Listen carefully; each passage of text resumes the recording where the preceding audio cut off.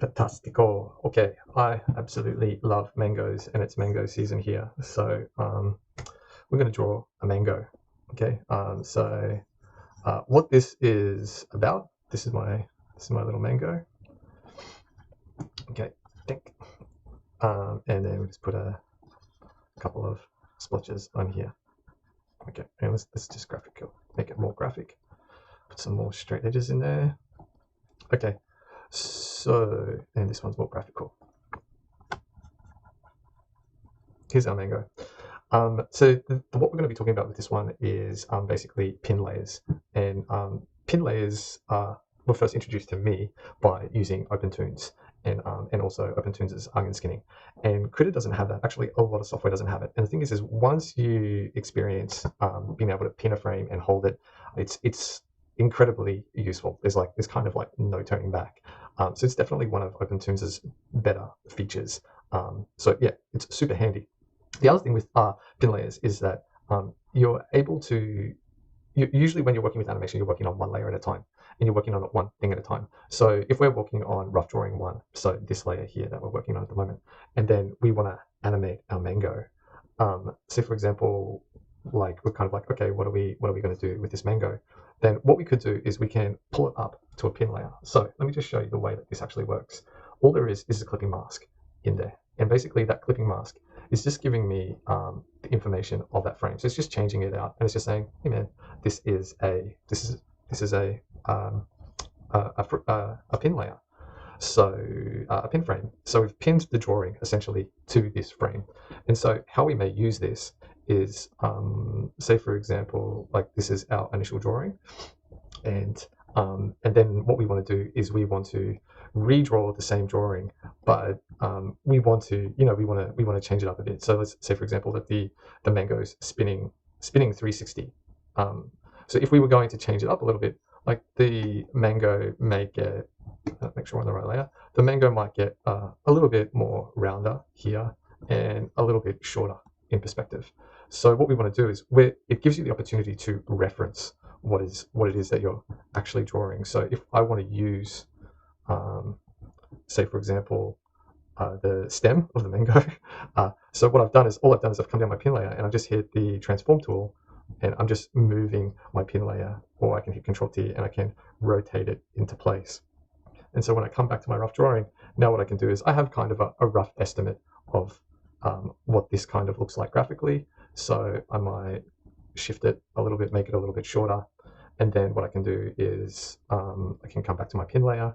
I can say, okay, well, we've got this frame here, and then it starts to rotate. What's going to happen with those spots? So the spots may change a little bit. So all I'm doing now is I'm just referencing those spots. So basically I'm just trying to redraw those spots in the same place. Same thing again, I'm changing the perspective up. So if I want to redraw this in a new perspective, now I can start to redraw this in a new perspective. And it gives me just a little bit more information so that I can stay on model. Okay, so if I turn my pin layer off, now we can see we have those two frames. And then what we can do is we can just keep going through the whole thing this way. And you may not need the pin layers all the time. You may, this is just a spinning mango, so it's nothing difficult, but the premise or the philosophy or the idea behind it is that basically you can copy your drawing to this layer, you can manipulate it, anything that you send to this layer is basically, you can just delete it, you can get rid of it, it doesn't matter. Or you could save it out to a new file, or copy the drawing across to a new file if you want to, store it as an asset or something that way. But basically, that's the use of pin layers. If I was to quickly draw our mango out, here it is coming towards us. Yeah, next one.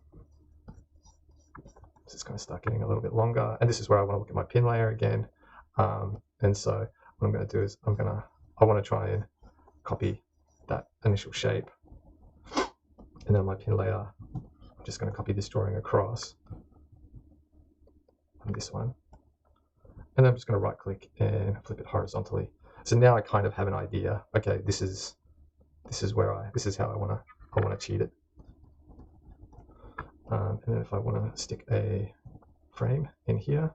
I can stick a frame in there, turn my pin layer off so it's not too messy. And then I'll just put my mango stem in here. Okay, so if we take a look at the mango now, we can see like it's chugging a little bit. That's because I haven't switched this down. And then we can turn this on. We'll just stick it in here. Oh, gotta do it right.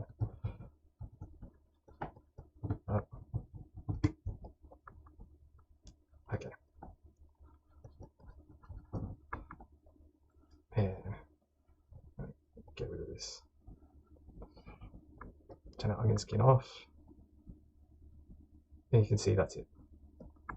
So basically, that's the idea behind pin layers and how you may actually use it. It's just basically it's a tool layer or a utility layer, and that's really it. All we're doing is we're just copying our control clicking and dragging our drawings to the pin layer. All right, no worries. Thanks, guys.